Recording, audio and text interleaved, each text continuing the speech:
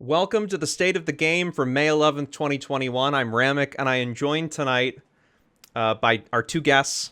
First up is Tuneses from Naked Hello. Ninjas. Very, very excited to talk to Tunes about the upcoming draft night and, well, just about everything else. She's also our local Hot Pocket connoisseur. Absolutely. And so we're looking to get not only advice about being the best druid, but also about Hot Pockets. And we've got Amurdora behind me here. Amur is asking you to consider playing Midgard. That's right. He's joining us tonight to talk about all sorts of stuff.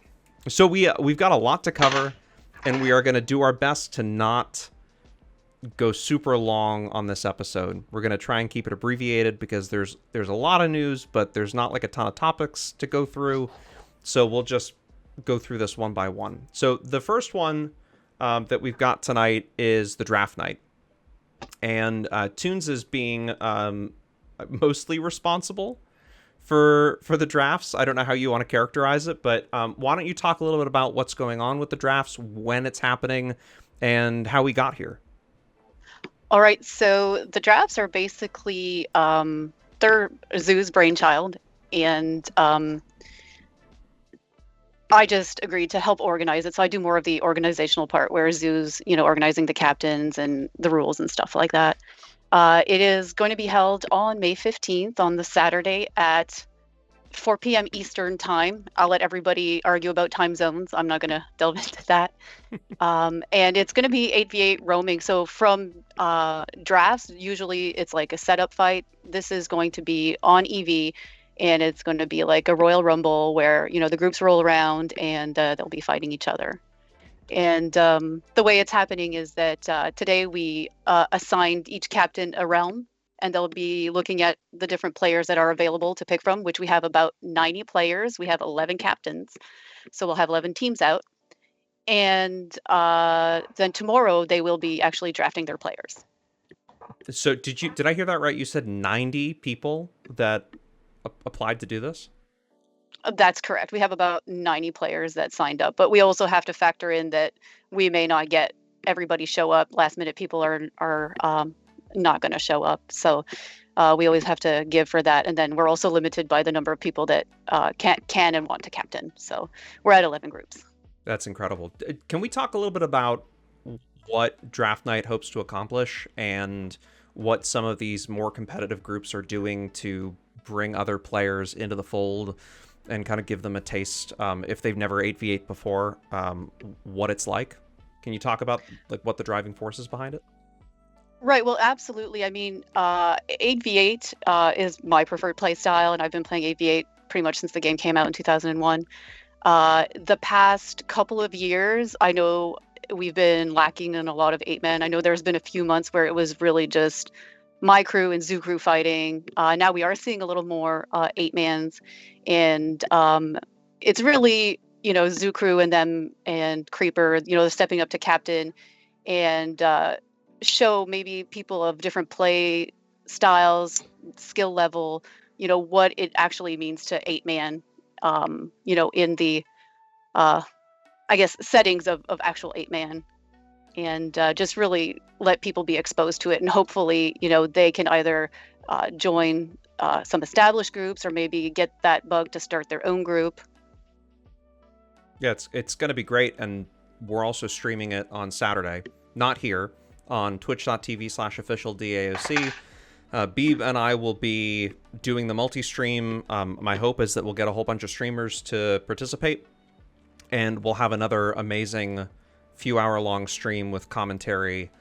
We'll jump into the group discords. We'll be able to hear the fights and the calls. It was super fascinating. Am, are you going to be participating in the drafts, or No, not this weekend.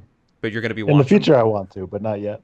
Yeah, I mean, timing is difficult, and then on top of that, we're going to talk about Caledonia coming up, but people are trying to dedicate as much time as they can to next week and the launch of Caledonia. So I'm blown away that there are 90 people that signed up for this thing. Congratulations, Tunes and Zoo. Great job. being a player-run event, I mean, that's a pretty substantial number. So really excited for that. Right, and I just wanted to talk yeah. about that a little bit. Sorry to interrupt. No, go for it. That to point out that it is a player-run event. It's completely run by players and for players, and we're very fortunate that Carol and Broadsword are very supportive and helping us promote it and stuff. But it is completely led by the players for the players. That's awesome. The last one was as well. It was very successful. I just hope this becomes a regular thing. I think a lot of people do. Or at least what you've been talking about in terms of trying to drive the action, right, for 8v8. So let's talk, if we can, just very briefly about the pivot, right, and what's happening with the current state of RVR and how these drafts, why so many people are deciding to jump when they maybe have never done it before, right, decided to jump in and play in this draft night and play competitively. We were talking just before we went live here about some of the reasons why people were so excited for this event, and personally, I think one of the driving reasons is Caledonia, the last Caledonia event, and how it was geared, maybe not intentionally, but there were a lot more 8s that were out roaming out and about. People got a taste of that play style, and I think got hooked. Not to mention that BGs, right? Like, there's been a change in BG population. And so, I mean, I don't know if you guys have anything to add to that, but from my perspective, I think it's just this natural sort of evolution for people who play the game that they want to maybe try something new. I think it's definitely that I saw a lot of people like try to start 8-man, and it was easier to get started from scratch in Caledonia to do that. And so I do think some people got hooked there, but I also think there's a lot of people that have been wanting to do it and wanting to try it. However, where do you start at this point where you have a couple of established groups that run together every night? It's hard to get into one of those groups. And there's certainly a lot of people, I see them in Discord, that they want to try 8v8, but nobody's forming these new groups. Nobody knows who else to group with. So I think that this is a great, event, and that's why they're joining this, so that they can get that taste and understand what it is. And in my hopes is that, they find other like-minded players to maybe form their own 8 or join, other people that are, struggling for some extra players. Absolutely. Amber, do you have any thoughts on that? Or yeah, I think that for a lot of people, 8v8 is very intimidating. I mean, when you're in a Zerg, you can be carried by other people. No one knows when you made a mistake.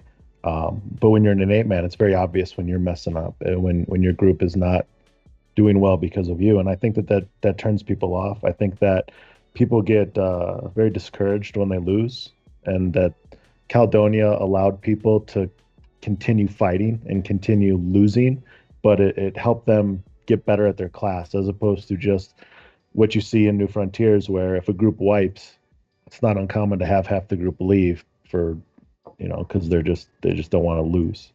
And I think those are all really good things. I mean, the more people playing the game, the better. Yeah. And the more people, I think, that are given a reason or something new to try that they might not have tried before, the existing player population of Ywain, I think, also the better.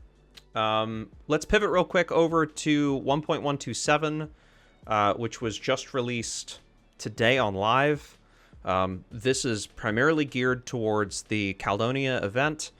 They've made some changes to CC and the duration of CC, including root and snare and near sight abilities.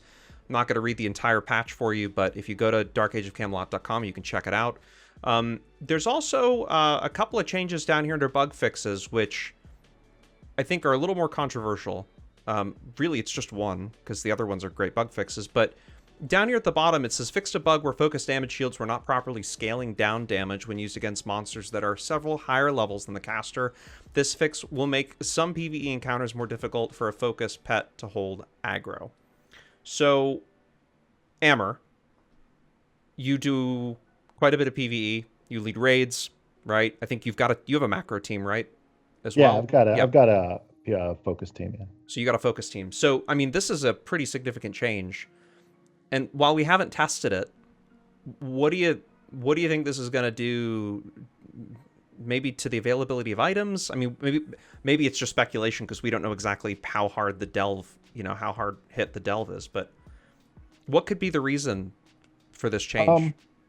I know that when I was playing before I quit in 2016 was right around the pet changes, and when I came back, I noticed there was a big difference in how effective the focus shield was. I know I could clear TG out with a Spirit Master, Healer, Shaman trio in about 2.5 hours, and that wasn't possible back before the pet changes. And I think, my thought was that it was the level 50 pets were really making that happen. So I'm surprised to see that this bug was there. I don't know if that bug came in when they changed the pets to 50. I don't know if that bug's just been there the entire time the game's been around and we just didn't realize it. As far as its actual impact, there's not much that gets focus shielded down anymore. I know that the macro teams in DF tend to use the pets, and the pets can melee most of the DF mobs down. TG, Caledonia, and the Alb one, I can't remember the Alb one now for some reason, even though I've done it 2,000 times. Barrows? No, City. Oh, City.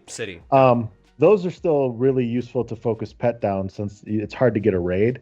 But I mean, not many people use those kinds of items anymore, and I think that there's enough ice and reactive mending procs for anyone's needs. So I don't know how much of a deal this will be on live. I think Garrus is going to be the one with the big problem, but I don't play Garrus, so I can't say one way or the other how it'll affect them. We've got some folks that play Garrus in chat, so if any of those folks drop a note, we'll be sure to read it. I know Coda Cadenza says people were farming far too high level stuff too easily, which is what along the lines of what you were saying. So I just, I don't know, and we didn't get a chance to test it yet. So I'm definitely going to spend some time tomorrow on Pen looking at that, or not on Pen. I guess we could just do it on live, right? So there's that. That's 1.127D. One of the viewer submitted topics tonight was as follows: why is BS screwing with the focus shields in PvE? Mojo teams can already farm this. Why screw with people who don't run Mojo teams? And I think the short answer is that this doesn't really impact just folks that run Mojo. And by the way, we've got a lot to talk about with Mojo. We're going to get to that a little bit later. But this is, I mean, this may affect just even the casual folks, right? That bring one focused, bring a Matter Cab and a Friar with the heal proc and want to clear out a dungeon or just do some basic farming stuff. So I don't think it while I'm sure it impacts the folks that use multi-boxing teams more, I think, it may end up impacting more folks. Who knows? Okay, and just really quickly to talk about this, Tunes, are you running Caledonia by chance? Of course I am. I absolutely loved Caledonia last time. I got to play with a bunch of people, you guys especially, and it was really cool. I met some new people to play with. I really enjoyed it. And Amber, did you played in the last round of Caledonia, right? No, I didn't. I'm gonna do it this time though. I was skeptical on how much fun people would have. I thought it would turn into just a giant one realm dominating kind of thing, and I was pleased to see that it didn't, and that for the first time in DAoC history, something was implemented that seemed to have universal praise. So I'm excited to try it out this time. Yeah. My hope is that I'll get an opportunity to participate in it, or at least stream for some of it. There are some changes to this time, and I just want to briefly recap them for those who didn't get a chance to see the Caledonia update stream that we did. I don't know, it was a few days ago. So it starts Monday, May 17th at 3 p.m. Eastern, 9 p.m. CET. For the first 4 days of the event, you can create a tune and gain access to it. How do you do that? Well, you just roll a level 1. Make sure you don't log in until after the start of the event. If you've already logged in on this level 1 tune, you have to delete it and start over again. And the idea is for the first 4 days, you create a tune, and as you would go to the tutorial zone, it automatically ports you into Caledonia for the first 4 days. After that 4th day, you can't get in there anymore. So make sure that if you're not able to play until the 5th day or the 6th day, and I'm sure there are going to be people out there that have this problem, make sure that after the start of the event, you log in, create your tune, log in, get the tune into Caledonia, and then you can come back to it later. So there's also some really great changes in the way that they're handling leveling. So the caps increase by 10 levels. Day 1 through day 5, and then day 6 and 7 are all level 50s. They are making some changes to the way that dynamic group boost works, where if you group a lower level tune or a lower realm rank, or no, it's lower level tune, not realm rank, you get double the XP and BP.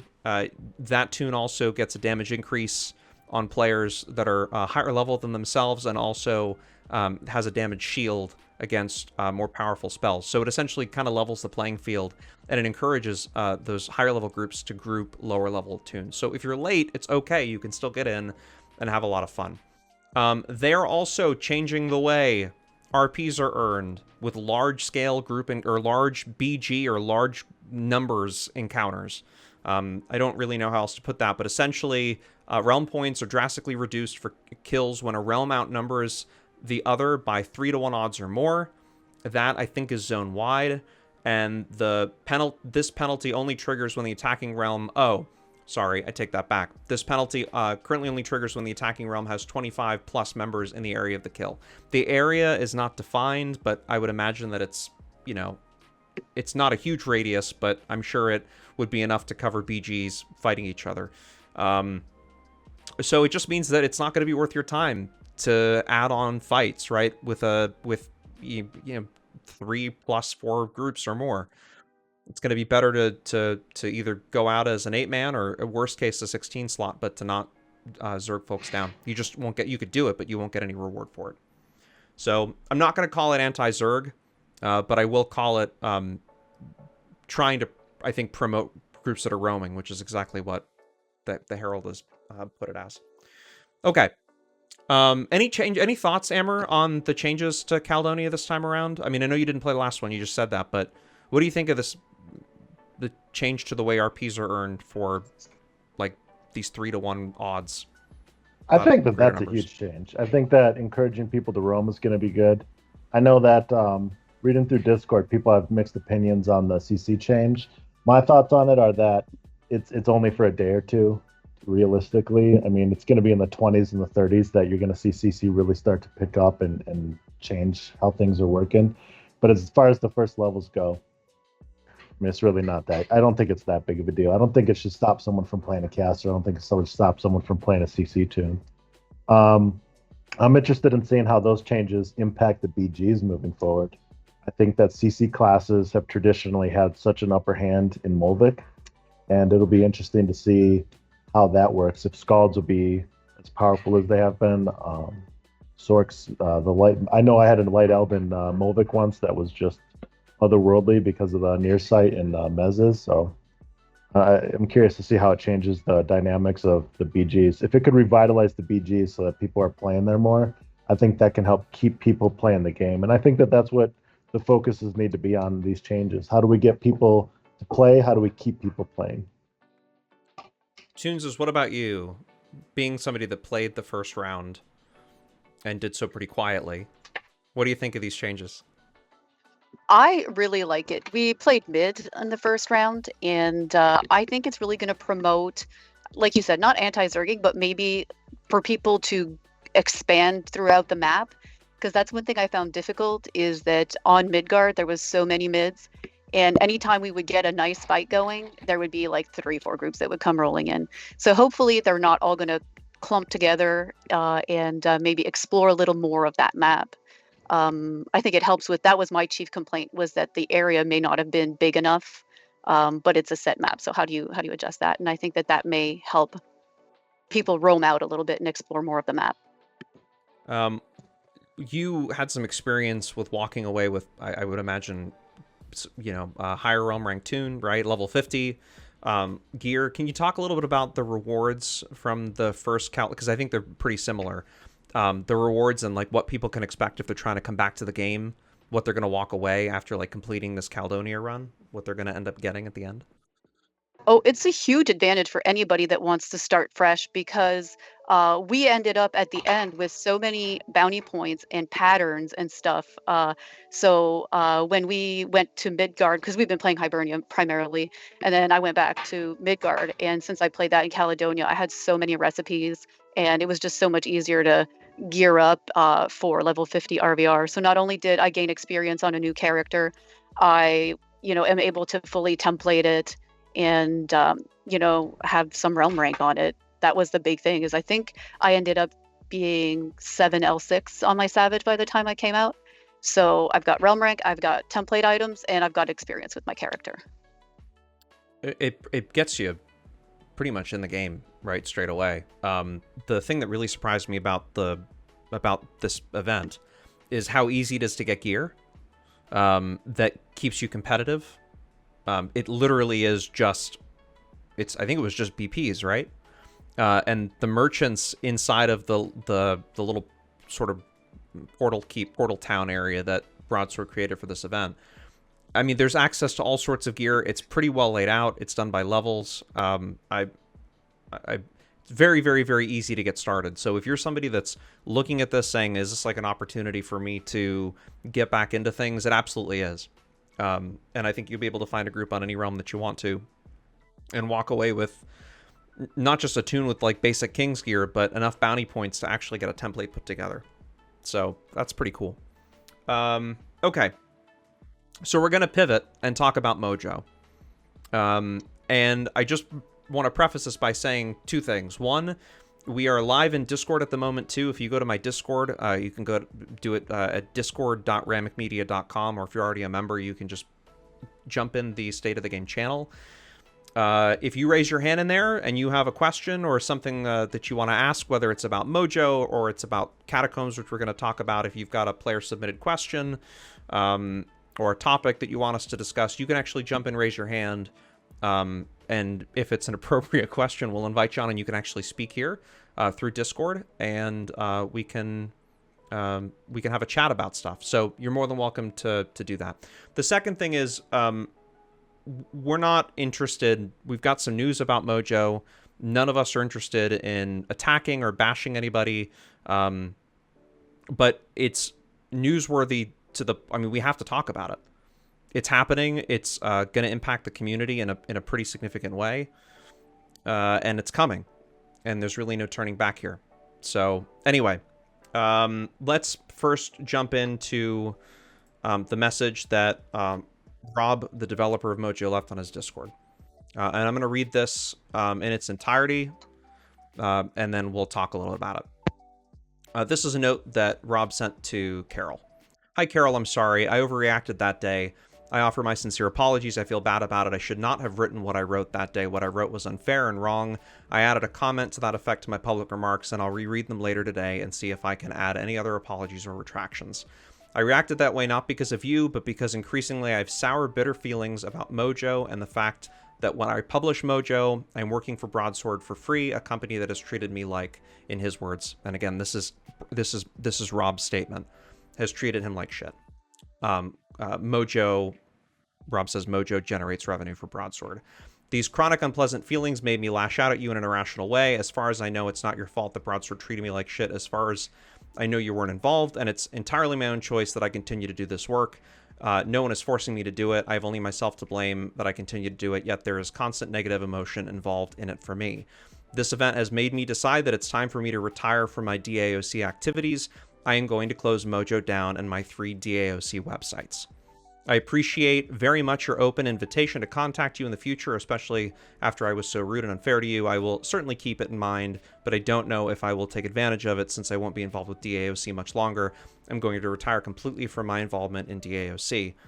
And then the last paragraph, and if you're watching the video, if you're listening to the podcast, you can go back in. I'm going to skip through some of this, but it's essentially that he's leaving the official Discord. His follow-up message is pretty much reflected on what was in Discord, also what is on mojoware.org. So if you're following along, you can go there too. It was also posted in as the Mojo splash page, but I'm going to read the version that he posted in Discord. Mojo will continue to run for another month or two. This is Rob. then it will stop working. That will be the end of it. I'm not going to release the source code because if I did, my labor would still be generating revenues for Broadsword, and I've decided that I will no longer allow that to happen. I apologize to my many friends who tell me they love Mojo and who tell me they can't play DAoC without it. It's because of you that I have postponed this decision for years, literally years, but I can't tolerate the situation any longer. Broadsword treated me like shit. That's not an exaggeration. It's insane, absolutely insane, for me to continue working for them for free. I estimate Mojo generates somewhere between $30,000 and $50,000 per year for Broadsword. When I give you Mojo simultaneously and unavoidably, I give Broadsword tens of thousands of dollars a year. I hate the fact that I'm doing this. I can't tolerate it any longer, even for the sake of my friends. The way I treated Carol was a wake-up call.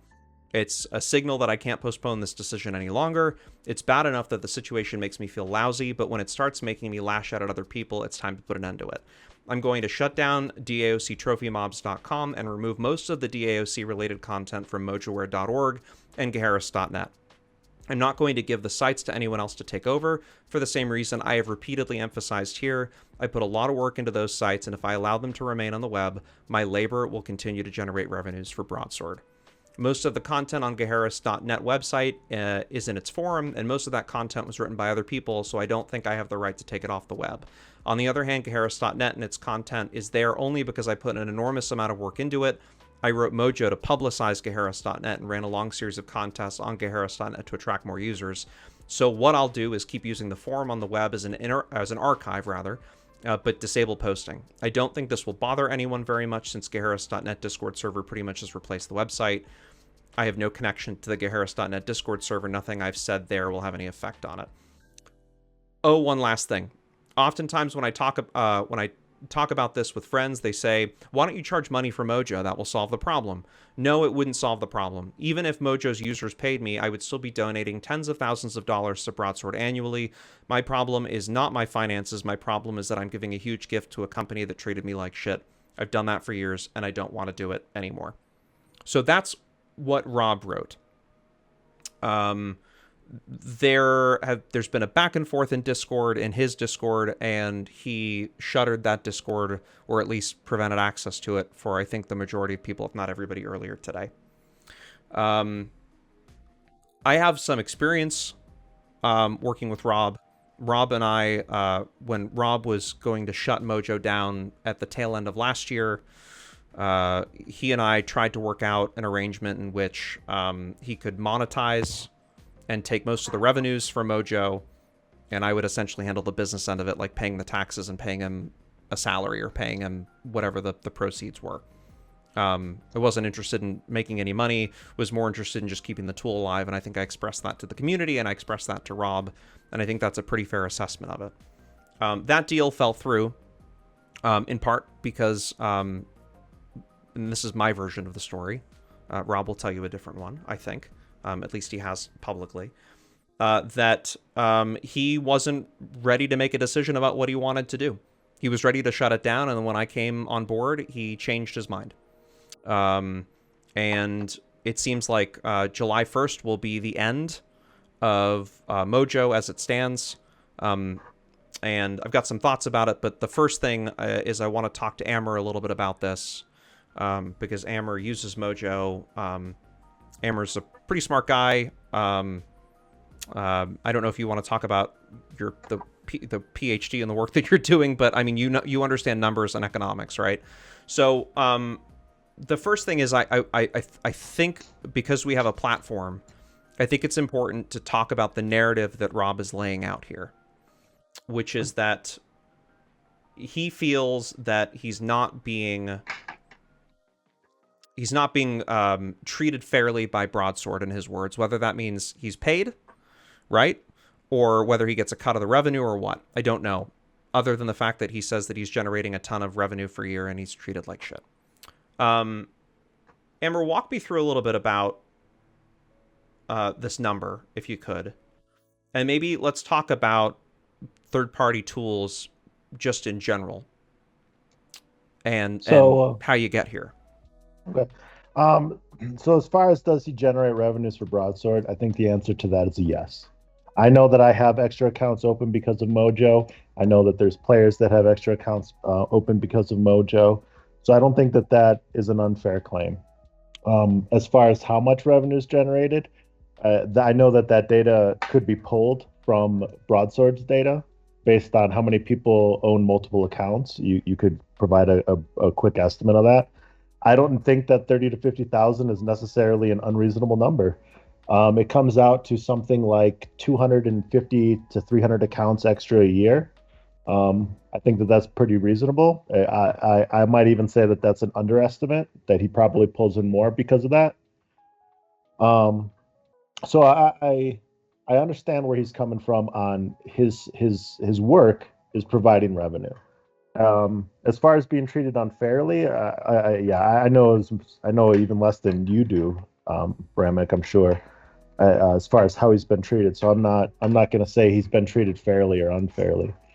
When it comes to third-party softwares for video games, though, they're a tremendous resource. Rob has done a lot of very good things for this game, and him leaving is a loss to the game, and there's no question about that. But you volunteered to do that. You don't. As far as I know, he's never made a claim to it. No one's ever said anything. That Broadsword promised to pay him. That Broadsword promised to bring him on board. That Broadsword promised him anything. If he's not having fun doing it anymore, then he should stop. It is a video game, and it's something that you're volunteering to do, and you should volunteer to do things you enjoy, not chores. So my ranting, so to speak, in Discord yesterday was mostly focused on just, if you don't want to do it, don't do it. If you want to do it, but don't act like anybody owes you anything for doing it. Nobody owes Rob anything for doing it.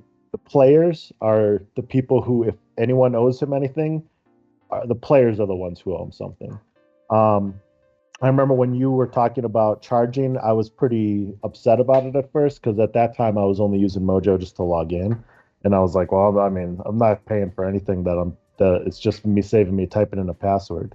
But as I've gotten to use it over the last 6 months now with multiple accounts and macroing through the team and doing some stuff in PvE that I couldn't do without other players, and now being able to do it myself, I'd be willing to pay $10-15 a month for that type of service. I'm sure a lot of people would. It is a great program, but I think he's barking up the wrong tree when it comes to the financial side of it. Broadsword, any video game manufacturer or producer doesn't owe third-party developers anything. They're great for the game. They make the game much better. They come up with things that the original developers never thought to come up with. I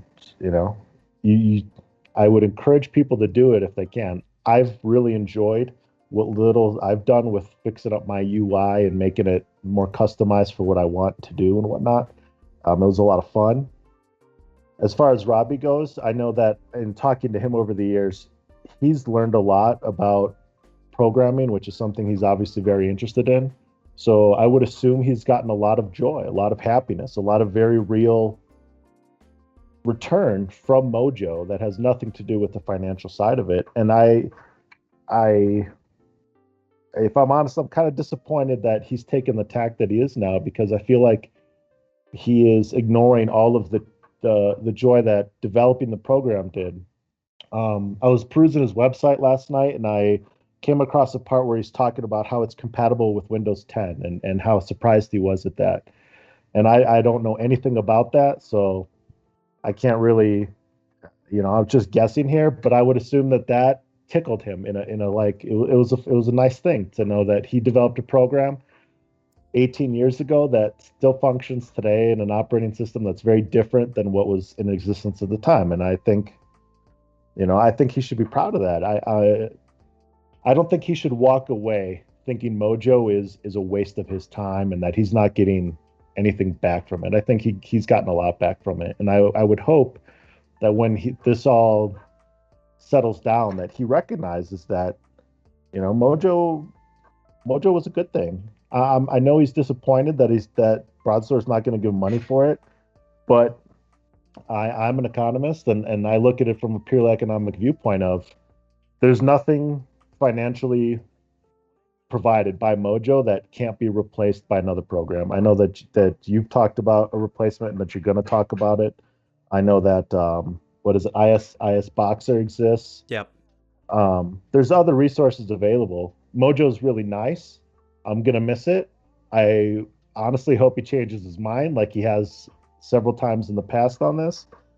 But the reality of the world is, especially the world that is Broadsword is not drowning in money. If they were, I think a lot of the problems that we have with the game would not exist.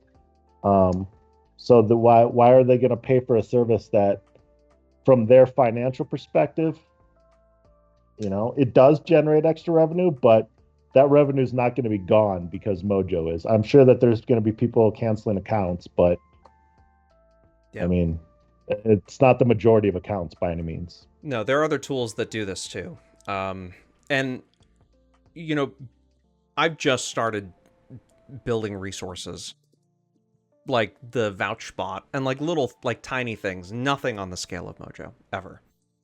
But I recognize I've also been like, I stream like 5 nights a week, right? Never asked Broadsword for anything. They've never provided anything other than during the charity stream. And I mean, they've treated me very well, and they've certainly been accommodating. But it's not an expectation of mine that Broadsword's going to give me anything for this anecdotal promotion that occurs for the game. But also, like, I recognize that developing resources is kind of a thankless job. And also, if there's no promise of money up front, there's no ability for you later on, unless there was some promise along the lines, right, that you should be upset, or that you have the ability to get upset about not getting money from a company that never promised it to you in the first place. Here's, I understand Rob's desire to shut Mojo down. I get it. The thing that has personally rubbed me a little bit the wrong way is that there's a couple things. First is that there are a series of sites that he has control of. DAoC trophy mobs being one of them, Geharos.net being another. I think he said he's going to leave Geharos.net up and running. But shutting down things like DAoC trophy mobs doesn't hurt Broadsword, it hurts the players. Not having access to the resources hurts players. I understand that Mojo can't be supported forever, but the first taste I got in my mouth was that when he said he was, the way Mojo works is that there are builds, and he has to essentially renew and re-sign these builds, otherwise they cease to function. And while DAoC Broadsword could update the client at any time to break those builds, there's no reason that Mojo can't exist forever. So taking it offline, essentially, I understand that he's trying to make a point to Broadsword. The thing that bothers me the most is that it's also punitive to the player. When the player had nothing to do with this financial transaction or recognition, right? The player has, us as players, we have no control over that. So that's what made me super sad. He absolutely has the right to take his software offline. No doubt about it. Third-party developer, he can do what he wants. Nobody else owns it. It's his prerogative. That's fine. I don't have it. That's not. I'm sad, but I'm not like I'm angry or upset at Rob at all for that. The thing that bugs me, I think, more than anything, is the narrative that he's casting that Broadsword has treated him like shit. When I think I would like to hear more about what exactly Broadsword did to him that was so terrible, because I actually don't know. And the other side of this is that I would hope that he would leave some of these sites, or at least hand these sites that are resourceful to people, off to other folks that can maintain it. Because there's nothing else that exists of like this huge collection of trophies. He's also the sole host of Vision of Sages. That stuff needs to stay alive, and it needs to be improved on. So anyway, I do want to recognize Rob's contribution to the community. He's worked tirelessly for many years to develop a program that has made my time playing DAoC significantly easier. And I'm very thankful for the contributions that he's made to the community and to the game, and I'm very sad to see him go. But there are people in chat going, talking about spinning in a direction that he wants to be paid for his software. This is only based on conversations that I had with him, is that he wanted to make money. He wanted to be compensated. And if it's not coming from players, there was an opportunity for Rob to start charging people. And I thought the prices were pretty reasonable. And it's not like anybody was going to make a fortune off of it. I didn't want any net profit from it. I just wanted to be able to pay the taxes on whatever revenue that he made, and to be able to give him the money that he deserves to be able to host the site and be able to continue, the upkeep. He had an opportunity to do that. He decided not to do that. That's, again, I can't criticize him for that. It's his decision. It's his software. But besides that, I don't know how else he would make money, how else he would be compensated for his time if it wasn't for Broadsword paying him. So I don't know. There could be a whole bunch of other reasons. But these are the reasons that he's laid out, and this is all the information that I've got. So, in any event, I do wish Rob the best, and while I don't know if he'll reconsider, in fact, I think there are quite a few people that are just saying, okay, like, we're done, like there's been too much back and forth where I just don't think we're going to use Mojo anymore. My hope is that he will reconsider keeping some of these sites up and running as resources.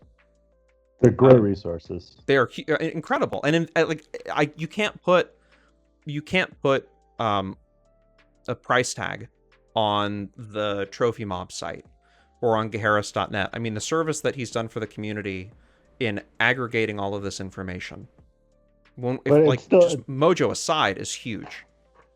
But the thing that's important to remember is nothing about Mojo is unique. Everything can be replicated. It's much more difficult to replicate.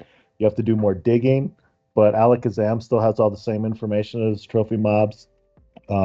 As far as Vision of Sages goes, a lot of that information was still accurate to a degree, but nobody does MLs or artifacts really anymore, which is a shame. You should definitely do your artifacts. They're easy to do. They are automatically level 10. Go do them. It's beautiful artwork if you've never seen it, But you make money on stuff that other people don't have, not on making it easier for what people do, unless it's a product that's tremendously huge. And Dark Age just does not have the population to justify that, as much as we love DAoC. Yeah, absolutely. I just want to note real quick, Tuneses is still with us, but Tuneses is not a Mojo user. So, when we were talking about trying to figure out what we were going to say and how we were going to set the segment up, Tunes doesn't really have anything to add per her, so that's why I haven't tossed any questions to her, but we've got some more stuff for Tunes in a minute. I just want to, there's a couple of player submitted questions that I want to go through about Mojo real quick. So the first one is, given the hard feelings involved with Mojo, do you think people's account info and passwords are in jeopardy? I have no reason to believe, none, that any of that information is in jeopardy at all. I think Rob is a trustworthy guy. I think he's got ethics and standards, and not only that, but based on the way I've been told Mojo works, there's no risk of that happening. With the password stuff, he's got a link to on Mojo. You can go see how he stores his passwords. I've looked it up before. It's all hashed in through your operating system, so there's no way for him to get at that. I as upset as he might be, I would be absolutely blown away if he did anything with anyone's stuff. I don't think there's any reason to mistrust him with account info. I don't think so either. I don't see that being an issue, and I would not be concerned. The second question is, what would expedite a Mojo replacement? GoFundMe with credit for service packages. I'm talking current build. I don't know the short answer to that. I don't think Rob is interested in turning Mojo back on for anybody. He's said his piece. He's done. And even if he did a 180, I'm already moving on to other software. There are people in chat that are talking about moving on to AHK, because these scripts, I mean, another like point for Rob, like he literally built. There's an entire language that Mojo uses that people are used to for building scripts. Like this is a very intricate piece of software that he developed, and it takes time to write the scripts for Mojo, just like it would for AutoHotkey or IS Boxer or anything else that you'd be using. There's a commitment of there's a time commitment that you have to make to get it set up. So people are moving on, and I think that's probably the smart thing to do. Just considering, you know, Rob's words about being done, and I believe he is done. I just want to very briefly, Pronder, Sticky Note, Winter, who helped me build the Realm War map, and I are collaborating on trying to put together an open sourced. I'm not going to call it a replacement for Mojo because it's not that. At least it won't be anytime soon. But we are currently forking an app that was written in Electron called DAoC Starter by this really brilliant guy, Simon387. This exists on GitHub. You could download it now. It's a little wonky. Some of the stuff doesn't exactly work the way it should. I think there's small tweaks that need to be made. I mean, the last time this was updated was 2 years ago, I think, at least. Is that right? 17 months. Yeah. Okay. So a year-ish. The first initial plan is to fork this and to do some work on just kind of adding in some new features, hooking the DirectX DLL if we can, just making some small tweaks to it. This is not the long-term plan, but at least it's going to get us somewhere. It allows you to store your account information. It allows you to store your character information. You can quick launch with it. It does have a gamma adjustment. It's not quite as sort of deep dive as Mojo was, but it gives you basically stuff that you need in order to be able to. And this I think will replace the functions of Mojo for maybe 70 or 80% of users. It's open source. There's no hidden code. We're going to be releasing it under the MIT license, which I think is what this is what Simon did as well. So it's going to be completely open source. The code will be available. You can view it. There shouldn't be any security issues or any concerns at all because you can read the code and you can do an audit yourself. Long term, we're talking about maybe writing something from scratch. But if you're looking for a multi-boxing replacement for Mojo, it's going to be AutoHotkey. Or if you need to send commands to a background window of DAoC, it's going to be IS Boxer because that hooks the DLL. That's all. Maybe at some point we will build a multi-boxing component into whatever this project ends up being. And Pronder brought up a great point of wanting to make it backwards compatible with Mojo scripts. So that's definitely like a wish list item. But there will not be any charge for this. It's going to be open source. It'll be on GitHub. It'll be distributed under the MIT license. Anybody will be able to fork it and do whatever they want with it. And there will be details forthcoming. We've got to sign this current build, and then we'll push it out. We'll make an executable and installer available once we get it signed. And that way people don't get any funky errors. And then we'll iterate from there. But yeah, go ahead, Hammer. Just as like a quick. There's more to Mojo, too, than scripting and multi-boxing. I know that his gamma adjuster, where he brightens the screen up, is very popular. I know that the automatic backups are popular. But, again, these are all things that there are other ways around it. And if you have questions about, you know, how do you back up your .ini files, how do you back up your user.dat, things like that, just ask in Discord, and a lot of people can help. It sucks that Mojo's leaving, but you know, it's not as critical to what you're trying to do as I think Robbie thinks it is. Yeah. So anyway, we're going to close the chapter on that. Thank you for your words, and I agree. This was not ever meant to bash Rob. I just think a lot of us agree that the exit could have been done a little differently, but there's no doubt his contribution is incredible, and we thank him very, very much. And, you know, we wish him well in his retirement. Okay, so next thing that we're going to talk about is templating. Tunes, are you still with us? I am. I'm here. I'm up. Hi. Hello, how are you? Hey. Sorry. It got nerdy there. Sorry. It got nerdy. I'm sure we lost quite a few people in that back and forth. So Gear Bunny's and Coda Cadenza, who's in chat, is Gear Bunny. Great guy. Built this amazing templating tool, and there's a new patch for it, and it's Gear Bunny Fusion 1.127.0.2. You can go to gearbunnystudio.itch.io. We'll put a link in the show notes. But there's an update. So if you have Gear Bunny Fusion, you should absolutely go and get the update. All of these amazing, like, people have submitted, individual users submitted feedback, and he's given credit to those folks, and there's all sorts of really cool fixes and changes that were made.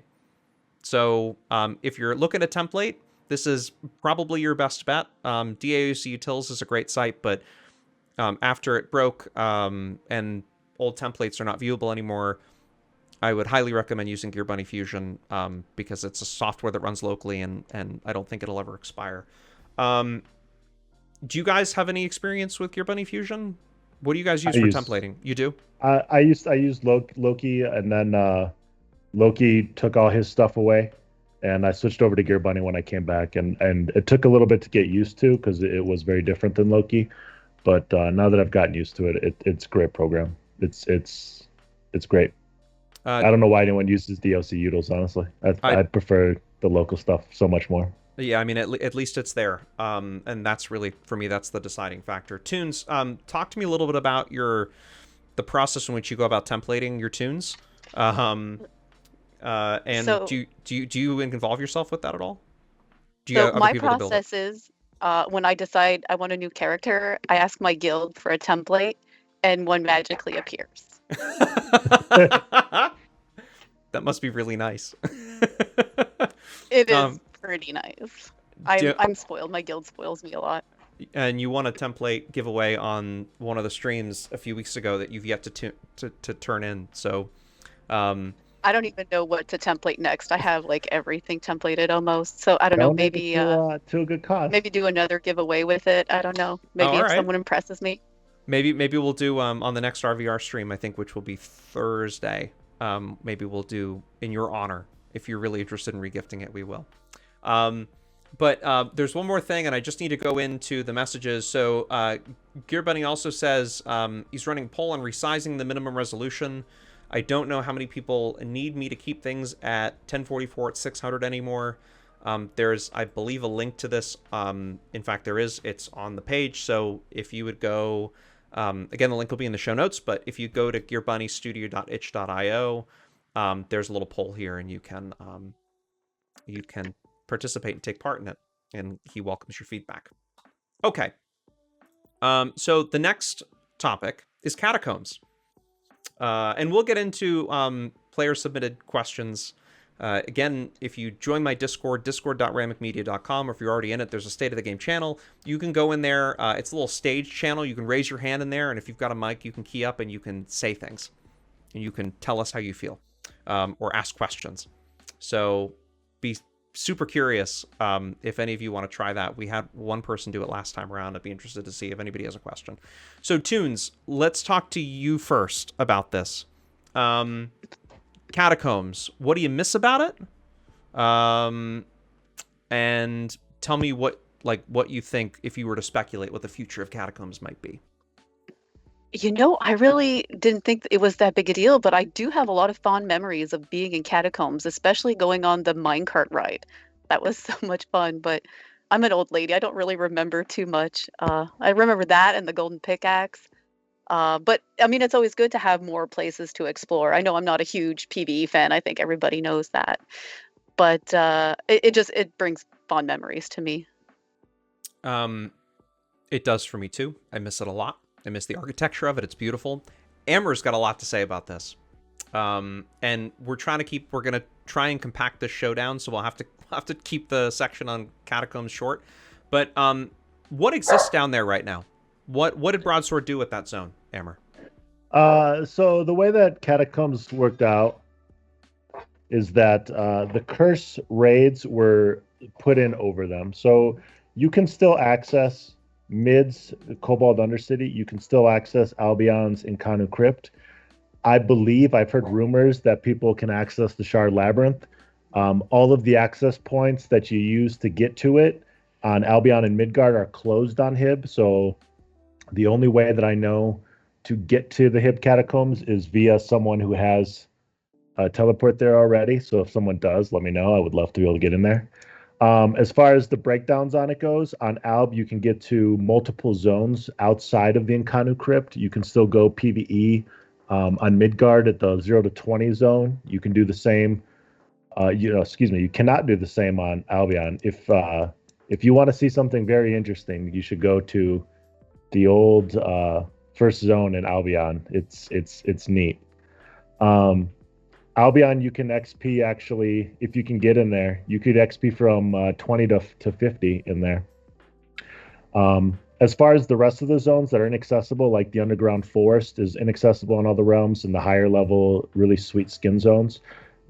Curse instance, the 6 and 9 and 10 instances are literally placed on top of those zones.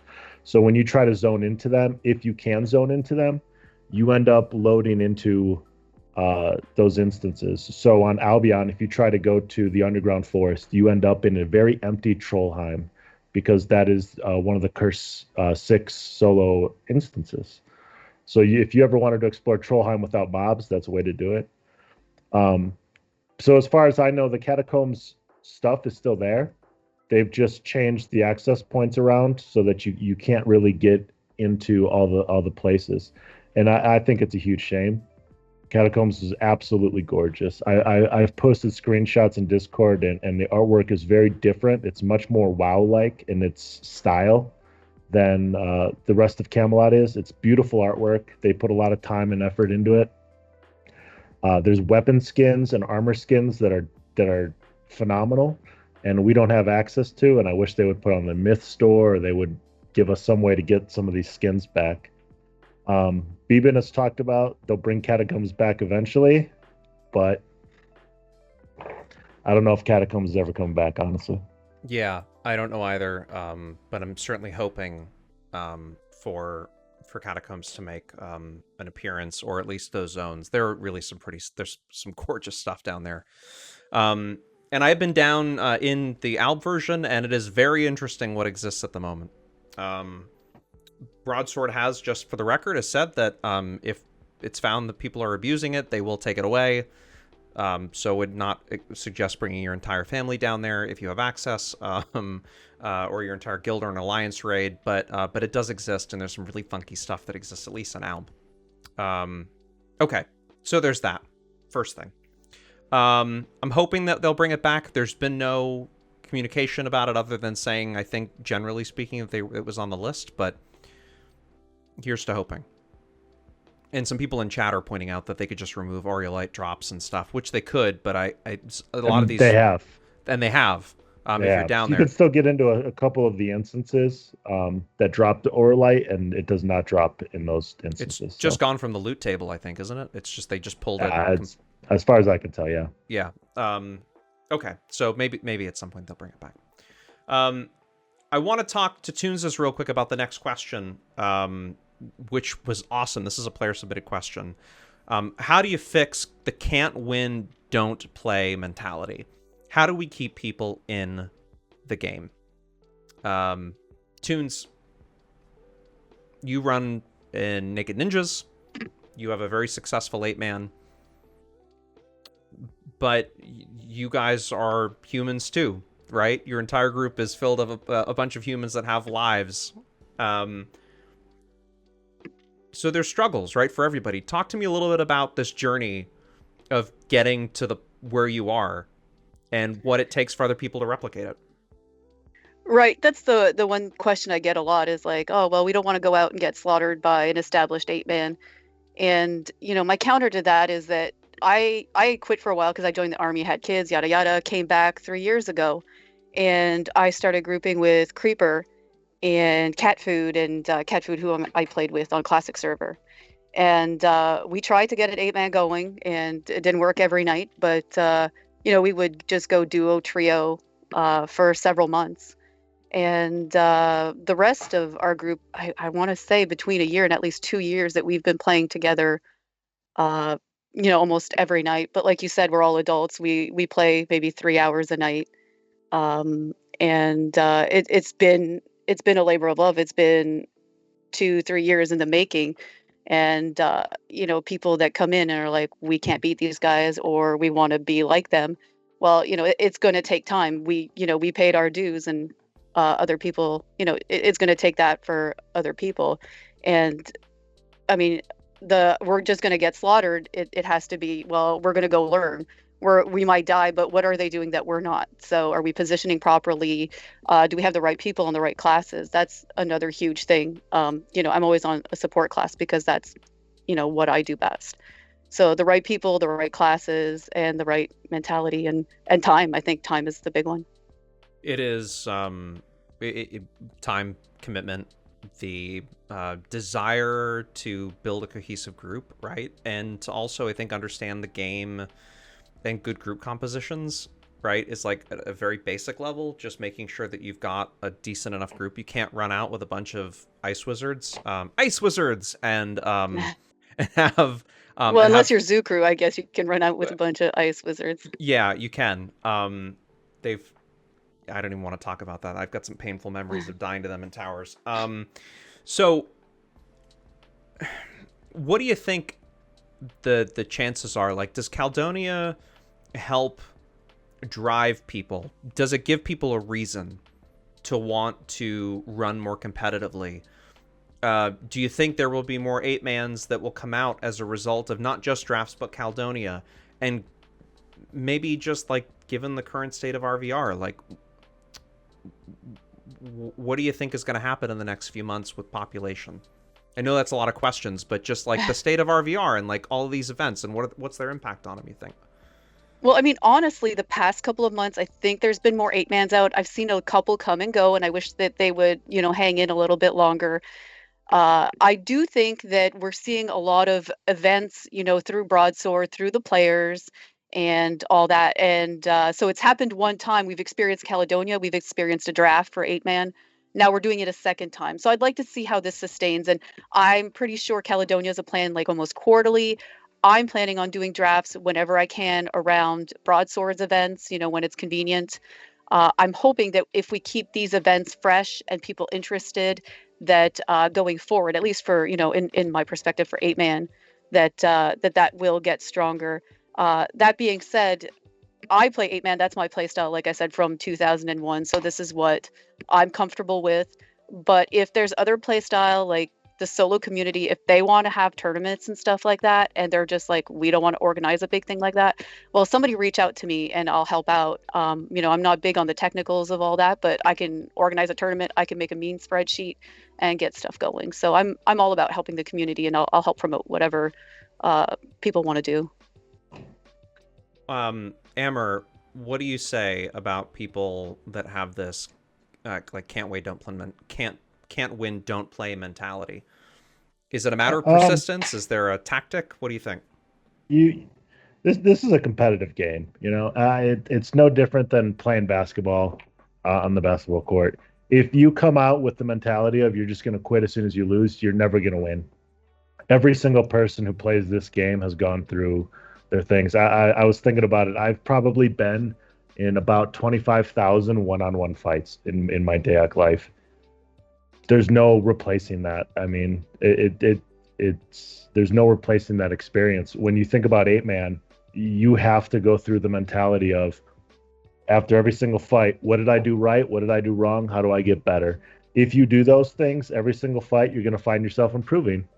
If you take the mentality of, I lost, IRC stupid, or Creeper stupid, or my class sucks, or my group sucks, or whatever, and you make excuses and you leave, you're never going to get better. And I don't know, how do you motivate people to have a competitive drive? I find it, when I 8-man, I find it very frustrating to group with people that don't have that competitive spirit. I'm not saying you have to play, if we don't win, I'm raging or anything, but you should want to win. You should want to do your best. And if you do your best and you still get beat, did you have fun? Did you have a good job? do you take pride in that, or do you just look at it as I took my 8-man and I rolled a soloer, and so I feel good because I killed someone? It's that, and the problem that this game's always had is there's two primary types of players. There's very casual players who just want to get on and have social time and just kind of hang out, and there's the people that want to win. And if you're just playing casually against someone who wants to win, you're going to lose, and there's no way around that. I think that the drafts are really good. I think that I know, talking to Pronder, he said that Yama was extremely helpful in teaching them how to play and teaching them how to play better.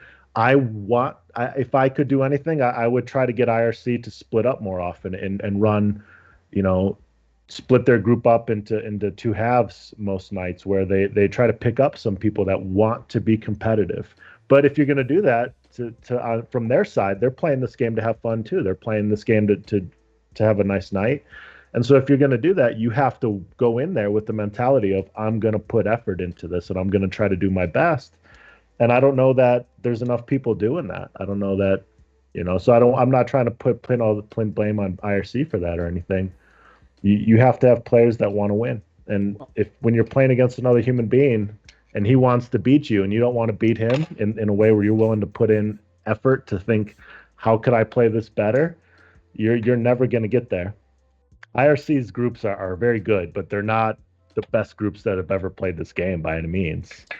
They're just very competitive, and they work very hard to play very well. And I wish that more players were like that, where they wanted to play better.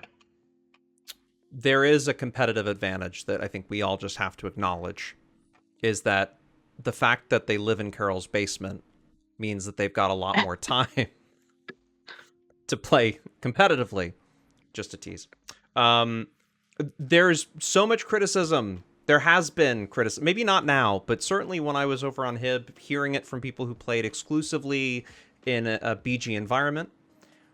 Why isn't IRC, aka Zoo Crew, Tuneses and Creeper, some of the other eights, Madgrim, right? Why aren't they doing more to encourage 8v8s? Why wouldn't it be in their best interest to bring people that have never 8v8 in? This draft is a perfect example of Zoo and Tunes and a lot of other people who are giving their time and effort to try and open the groups up for people to get a taste of what this feels like. Can I add on that, Ramik? Yeah, of course. So, to speak on what Amber said too, like I said before, I've been running with my people for 2 to 3 years. We like playing together. We're a team, and it's not that we are elite, that we don't want to include other people. We have a team. We play together almost every night. We have a bond, and when I log in to play, it's mostly social, and these are the people I play with. We do invite people. And I'm sure it's the same as for Zoo Crew. It's their group and they play together. So on a nightly basis, it's not really these people's responsibility to split up and make other groups and stuff like that. But like you said, we're trying to make it better for us because, like I said, for a time it was just 2 groups fighting each other every night, and that gets boring. So we definitely want to promote it. But we're doing what we can, but people have to want it too, and like we said, that you're going to die, you're going to come back out, and you're going to get better. We're going through some growing pains right now too. We're trying new comps, we're doing new things. It's not going to be easy at any level. What are the challenges that you're facing on a regular basis? Is it just player consistency, pugs? Absolutely. Like we said, we're all adults. We all work. I work 10-hour days. I commute 2 hours. I get home, I'm tired. I try to play every day, but kids, all of that stuff, it's hard to get people on every night, and that's key to success, is having the right people on the right classes, consistent practice together. When Lee used to play as my warden and I was druid, I'd know exactly where he was. I could track him without even talking to him, so we had a synergy. But being adults, we play with a pool of 10, maybe 12 people that we have to rotate in and out. So those are, the challenges that we kind of face. And then we want to try new compositions and stuff like that, and put people on new roles. So there's growing pains for everybody. And then you guys have been making. I don't know where my brain is right now, but you've been spending more time on mid and getting used to those tunes. What has that transition been like for you guys as a group? Well, it's been very different because everybody knows on HIB we played, a tanker for a long time, and we're very used to that. Now we're just trying different things, I guess, to find where it fits best. And we're not winning all our fights, that's for sure. But like I've been preaching to other people, is we're gonna go out, we learn from it, we see how they're beating us, and we try to switch it up and try different positioning and stuff, and learn from every fight. And find the Thurgist on ink too, right? I think. Yes. Sorry. Okay, Amber, go ahead. You know what I tell people who come to me and ask, how do I get better and stuff. The thing I tell them is, you get better at skills by building up one skill at a time, and you focus in on, today I want to position well. Today I want to make sure I pick better targets. Today I want to make sure that I'm healing faster. I'm doing this. One thing at a time. Make that your priority for a few nights until you feel like you're getting good at it. Switch to a new thing, and you'll slowly build up that skill set. It's going to take time. I've been playing this game off and on for 15 years, and Tom's been playing this game for 20. I know that, that you're going to come up against that disadvantage of people have been playing this game for so long that there's just so much is automatic to us. But that doesn't mean you can't catch up to it, and that doesn't mean you should get frustrated if you're losing. You should just say, I did this better this fight, I need to do this better that fight, one thing at a time, and you'll grow a skill set. It's just like any other skill, really. I hope we will see more roaming groups come out of the drafts. 90 people. I'm still not over that number. That's incredible. 90 people who have signed up. I'm super pumped. And Ramik, I just have to say a big thank you to Ollie for agreeing to be my admin on that night for replacements and stuff, so that I can enjoy the drafts too. Because last time I super enjoyed doing the stream and watching, but we know I love playing the 8v8. So thank you to Ollie for doing that for me. I appreciate it. Thank you, Ollie. That is awesome. And it's worth mentioning that both Tunes and Ollie are both mods on this channel, and the mods, besides this, go on. It's another talk about thankless jobs. It's another thankless job. So thank you to what you do for this stream, and also Ollie, Tunes, for organizing this. Ollie, thank you so much for giving Tunes the opportunity to play. Although it was kind of fun on the last time around, watching you run around on your druid, right? And then get picked off by stealthers. That wasn't maybe the most fun to watch. Tunes, I know you've got to run. Unless you have the ability to stay for an extra couple minutes, I think you do have to go. There are just a couple more questions specifically for you, and then maybe Amber, if you want to stay for the last couple of minutes, and we'll round it out. The first question is, what exactly is a hot pocket? A hot pocket is a pastry that is basically like a pizza or breakfast item inside some dough, and it's just a very convenient thing. You just pop that in the microwave and you have a snack. Well, this State of the Game is brought to you by Hot Pockets, the official snack of Zerg leaders. You can get right back in the action with it. It's hero approved. You can eat fast. It's an AFK dream. You can cook while porting, and it's great with orange juice. Check out Hot Pockets Big and Bold Sriracha Steak. Get that cow Hot Pocket at your local grocery store today. What's funny is that I have celiacs, so I can't even eat Hot Pockets. Oh, no. Okay, then I guess, well, maybe you can, associate with a Hot Pocket here. I don't know if that was a terrible segue. But if you could be a Hot Pocket flavor, what would you be? Okay, if I could be a Hot Pocket flavor, I think I'd be like Hawaiian pizza flavor, because it has pineapples and it's a pizza and it's controversial, but it's sweet. I think just like me, right? That's a good way of putting it. Say no more. Amber, what about you? If you could be a Hot Pocket flavor, which one would you be? Well, I'm already so hot, so it's difficult to pick, What do you think? Is there a 6'7" hot pocket that you could beat? I'll tell you, when I eat Hot Pockets, I have to eat 6, 7, 8 at a time because otherwise it's just not enough food. Hot Pockets are just like, they're so small, you know? Well, you need the big and bold version. They're 50% larger with 15 grams of protein. Buy them at your local store. Okay, I'm just kidding. I'm done with that. Sorry. All right, my group's yelling at me. Yeah, Ramik, go. I gotta go. Thank you so much, Tunes. All right, thanks for guys. joining. You're All a right, rock bye-bye. star. Bye. So great to have Tunes join us for the state of the game. And I know we spent a ton of time talking about Mojo, which Tunes didn't really have anything to say about, but I so appreciate her joining, and I hope that she gets to run. The next question here, we'll pivot to chat, and then we'll probably call it. But the next question is, will Broadsword remove the archaic inability to log more than 2 accounts per PC once they feel the financial hit of Mojo's absence? Worth pointing out that the TOS specifically says that you cannot run more than 2 accounts at a time. That's what the TOS says. So I don't know if they will remove the ability to run more than 2 accounts at a time until they revise the terms of service.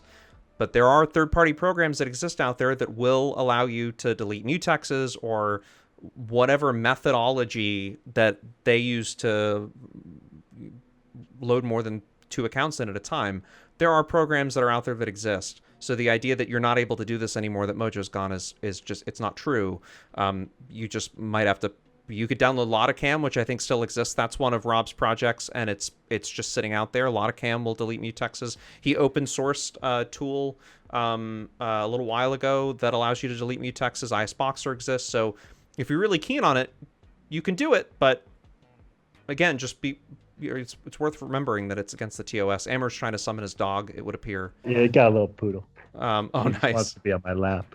Oh, what a cute dog. Yeah. And that's the perfect lap-sized dog, too. Yeah, you go ahead. Yeah. As far as Mojo's thing goes and losing revenue, the reality is every person who's run multiple accounts, they'll go through a phase. If they go through a phase where they don't, and then they'll immediately miss it because it is so useful to doing things. And there are other ways to go about doing it, and they will. I don't think that the hit to Mojo is going to be that big of a deal. I don't think so either. I think people will manage. ISBoxer's it's expensive, being that it's not free. But if there's a will, there's a way, and there are people that macro team to pay for their accounts, right? Like, this is a thing. There are a lot of people out there that have 8 accounts and pay for them by just running DF raids a few times a week, or even a few times a month if they've got some time on their hands. That's where the teams came from. That's why I ran so many curse raids last year. That was how I funded the accounts. Is each curse raid gives you, leveling a tune from 1 to 50, I can do in about 2.5 hours, and that tune with a full curse raid can get you about 60, 70 plat plus 350, 400,000 bounty points. So, it wasn't difficult to keep paying accounts for accounts by having multiple tunes to play. And then botting them with Mojo just made it easier to do. But I can still accomplish what I'm going to do without Mojo. Again, this isn't to take away from Mojo. Mojo's a great program. I hope it stays. I hope that Rob changes his mind. I hope that, this all kind of passes. But, and this comes back to why Broadsword won't pay money, won't give him money for it, is that at the end of the day, there are alternatives. Yeah. And if they could build a launcher themselves, which they could do, right? There's no doubt in my mind that if they wanted to, they could hire, or if they could afford it, whatever the case may be, they could absolutely do what you're suggesting that they would do. There's no technical. They're the ones that write the client. They're the ones that actually compile the client. So they could. Just a couple chat things. We'll wrap it up. If you've got a question, drop it in chat. We'll take chat questions. You can go to the Discord. You can jump in. You can say hi. You can join us. Here we go. I hit the right button. Zeus Wiz says, as for Caledonia, I would agree to say that it may have more 8-man runs. I was talking to PyroKid about it, and we are considering to it because of Caledonia. That's a huge statement coming from PyroKid's group.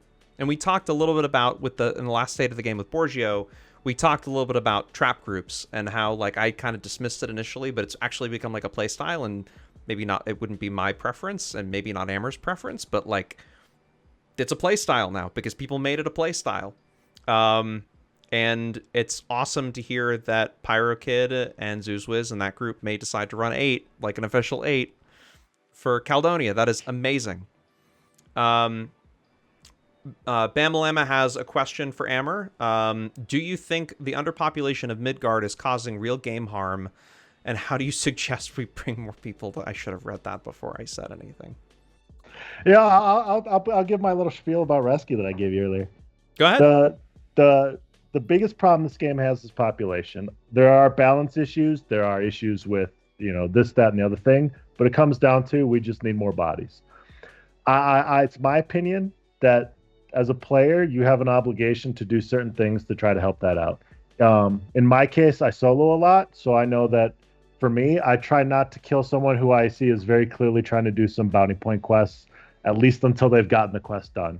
I'm not trying to make it so you can't accomplish things. I'm not trying to make it so you can't play. I want you to play. My game experience is better if you're playing. When it comes to the Zerg leaders in particular, they're huge for the game. And when you see Zerg leaders not forcing action, not driving action, you see the population dropping. When you see the Zerg leaders, all 3 realms, not just one realm, when you see all 3 realms active and forcing action, whether it's a win or a loss, you see the population rise up because there's a reason to log in. I wish, as far as what can players do to make the game better, I wish that the Zerg leaders understood what their importance is to the game.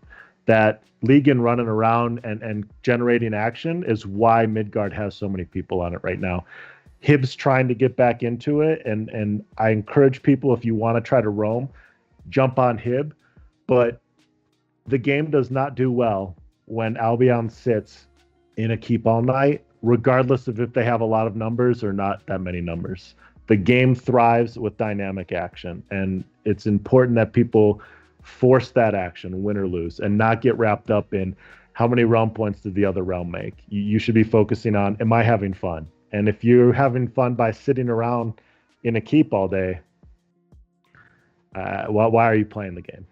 Yeah, it's just not fun. But I think what you talked about there being like these different, and we've covered this on the State of the Game extensively. But they're just different kinds of people that play the game, right? They're the casual players. There's like the semi-casual. There's the more competitive folks. There's a huge spectrum of folks that play. And from what I've been able to tell, the BGs kind of offer, each BG kind of has their own, I'm not going to say skill level at all, but like commitment level, right? And like the reason why people are there in the first place. I do think that BG leaders have the responsibility to take the initiative to roam, to hit stuff, to light stuff on fire, to draw out action. I also am going to add to that, and I don't know if you agree with me on this, but if you've got the larger BG, it's really your responsibility, isn't it, to go out? 100%. Okay. If you have the numbers, you have to push the action. Right. It's not reasonable to ask a BG that outnumbers another one to defend.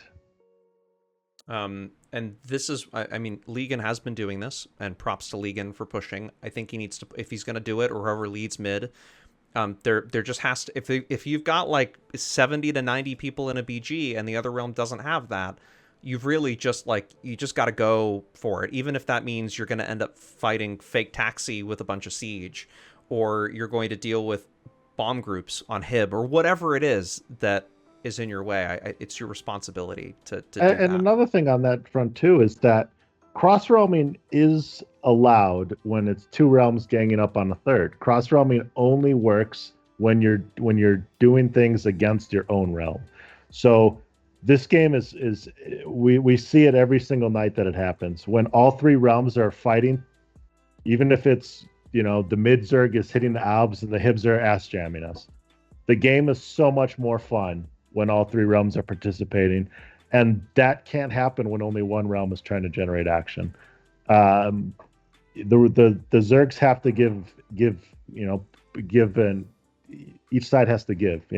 I tell Legan if when Tim's running the Albzerg and he's come out and hit us a few times and we've smoked him, it's time for us to go hit a keep now, because everyone needs to come away from the night having had fun, and it's not fun if one realm is just losing the whole night. So that those are my thoughts on it. It's what can we do to make sure that everybody is having fun, whether they're on Midgard, Albion, or Hibernia. And if it takes cross realming to make that happen, it should. The notion of I'm not going to work with another realm because that's. I think you mean cross teaming, right? Yeah. There's just a terminology thing, but yeah. The game is designed to be, if one realm has the numbers, the other two realms gang up on it. That is the point of having three sides. If that wasn't the point of it, then we would just have a two-side game, and we see how two-sided games tend to struggle because it ends up being a one side has the advantage, and that's the advantage of the three realms, is that it helps to naturally balance the numbers issues that always crop up, and you got to work with it. And if you're not going to work with it, you're seeing the population dropping in US primetime because of it, because it's just not as much fun as it should be. Yeah. Tuneses makes a good point. It's important to differentiate because cross teaming is fine, cross realming is not allowed. At no point did Amur suggest that you should cheat and play two different realms at the same time. That he was specifically talking about cross teaming. He said cross realming, just to be completely transparent. But you're spot on. You're right. And I've had this conversation with Zerg leaders, BG leaders, Zerg leaders, whatever you want to call them, about it. It's their responsibility to make sure that everybody else is having a good time. Even if that means it's on another realm, it's still your responsibility, just because you're leading a BG, right? And, it's Reddit's dead, well, whatever, but you've got to generate action. Because if those realms are not having fun, it is, as Amur said, the demise of the game. And you can't have that. You love this game, right? It's in your best interest, and I'm not talking to anybody specifically, but it's in your best interest to drive action, to create that action. The best nights are when every realm logs and every realm's made 100,000 plus RPs and every realm's killed 300, 400, 500 people each. Those are the best nights. The best nights are not the nights when we went and PvE'd a relic. The best nights are we went and took a relic and we killed 800 people tonight doing it. Those were just the most fun I've had in this game in a long time. Yeah, and they're too few and far between, and it's obvious why they happen. All three realms have a Zerg leader that night that's pushing for something, and that's you want to talk about Broadsword giving a player some money for something, that would be a lot more revenue producing. A BG leader? A BG leader. Yeah. I've always thought that having John lead one, whoever. Who am I thinking of? Who was the producer before John? Tald? Tald. No, not Tald. Is it Tald? I can't. I thought it was Tald. I can't remember. I'm having somebody's in chat. They're gonna just bombard me with the name. But having John lead a BG and Beeb lead a BG, Talal. Thank you. Yeah. Talal. And having maybe Talal, because I know Talal's still there, or it could be Greg, or it could be whoever. I've always thought that'll be fun. I'm going to be probably told that it's a clear no, but I love that idea. I would love to see that happen. Maybe at some point. I don't know. But it's just good. It's good for the game. You look at Discord on the nights when there's a great three-way action and there's a ton. It's just a riot of happiness from every side, and no one cares who won. No one cares who lost. We got out there and we were brawling, and that's a blast. Yeah, just getting Leah and Beeb and John and Talal. I mean, that would just be a blast. I agree with you. Getting a regular BG leader, whether they are paid employees of Broadsword, get a comp account, or they just do it and they have some level of regularity where they can they can come in 5 nights a week and just play, regardless. All three realms need that. And I hope that happens. Okay, Pronder had a question. This will be the last one of the night. and it's kind of related. Can we talk about why people constantly complain about BGs taking keeps? It's part of the RVR dynamic, doesn't matter what realm it is. And I think that all started with Hororius and what he was doing during US Prime, right? I mean, this doesn't really apply outside of that. My recollection of game history is that when Hero came out of the lab and started his Zergs, Euro Prime Time was thriving still with I think it was Captain Kent was still leading Euro Zergs. Anna was still leading the Zergs and roaming more. I forget who the Alb leader was, but Alb had a leader at the time too. And I remember watching Hero would not fight, and he would pull off on and avoid fights. And he basically, in my opinion, wore the other BG leaders down with not fighting. And people started piling on him, and then he'd start to do it, until he got to the point. It's been a lot better lately for whatever reason. I don't know if there's just more people focused in on it, or he's losing players, or whatever it is. But the game dies when there's only one person doing something, and especially before the current porting system was put in, which has all of its issues, and I know. Him hitting keeps would make it so that people couldn't play. I don't want to play with you or against you because you've got 80 people and I'm just trying to run an 8-man, but I can't port anywhere because you've cut every keep. That's frustrating. That's not fun. Everyone hates that. As far as US Prime Time hitting keeps, nowadays, I know Legan's getting very frustrated with it. I know that he and I have talked about different tactics that the mids need to start doing and to break into keeps. I don't blame the Albs on that. The Catapult Storm, I think, there's not an I win button, and it turns into an I win button because people don't do what they're supposed to be doing. And I think that those are things that are good for the game in as much as it forces people to play. But if all you're doing is sitting in a keep and never coming out, you're forgetting the fact that you got to give too. You can't just take, because what would happen if Legan decided one night to just sit in Glenlock? What happens if Legan decides to quit? Yeah, 150 people's nights are ruined. Yeah. And that's the reality of the game. We all play the same game, even if we're in different realms. And this mentality that certain BG leaders have. Yeah, I know. Albion only or something. Just it's not good. On that note, and we're gonna wrap this up, but it's been one of the topics in chat.